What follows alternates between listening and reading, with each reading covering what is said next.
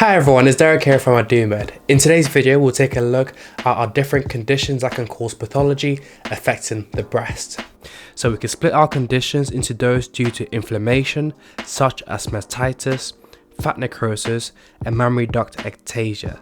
We then have our malignant group of conditions, which include Paget's disease and breast cancer.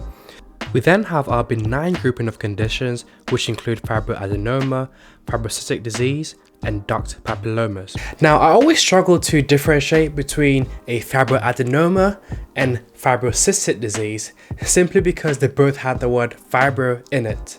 A really good way to get the difference between Fibroadenomas and FibrocysticDisease crystal clear in your mind is to simply realize that A comes before C. So, we typically see fibroadenomas in our younger subgroup of patients, followed by fibrocystic disease, which is typically seen in our middle-aged patients. Let's look at all of these conditions in a bit more detail. Fibroadenomas are the most common breast lump in young women under the age of 30.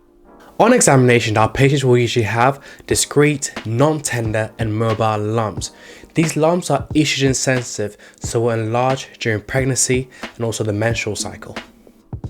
Another condition within our benign group of conditions is fibrocystic disease.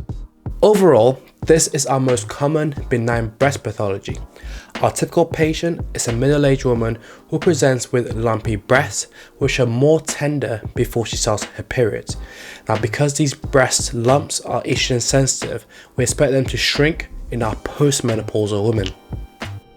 We can then look at our duct papillomas, which are essentially wart-like benign growths that tend to occur within milk ducts. A key differentiating point to remember about this condition is that our patients can present with a lump in addition to a bloody state discharge. Moving on to our inflammatory disorders, we have mammary duct ectasias. These are due to subareolar periductal inflammation and enlargement or dilation of breast ducts. These are considered normal changes due to aging. These lumps commonly occur around the menopause. Our patients who present with a lump which may be near or around the nipple. A high yield point about this condition is that our patients typically present with a nipple discharge which is either green or brown in color. Looking at fat necrosis, this is a normal inflammatory response to trauma or injury of the breast tissue, and basically the fat tissue becomes replaced by scar tissue. Fat necrosis is commonly seen in our women who are obese, but also women with particularly large breasts. The lump itself may be firm and round, but also in some cases may be irregular and hard. Mastitis is more commonly seen in our breastfeeding or lactating women. It is typically caused by the Staphylococcus aureus organism entering the breast fissures during breastfeeding. Now, in this condition, our patients may present with a lump which is extremely tender, in addition to being hot, red, and they might have systemic symptoms such as a raised temperature. With these women, we might approach management by commencing on oral antibiotics such as flucloxacillin, and it's important to also remember that women should continue breastfeeding during this period of time. Moving on to our malignant conditions, a typical example is Paget's disease of the breast. This is an intraductal carcinoma. Now, an important thing to be aware of with this condition is the presence of eczematous changes. On examination, this condition may look similar to eczema around the nipple or areola. Let's now take a look at breast cancer as a whole. Most breast cancers are ductal carcinomas. The next most common type of breast cancer are our lobular carcinomas.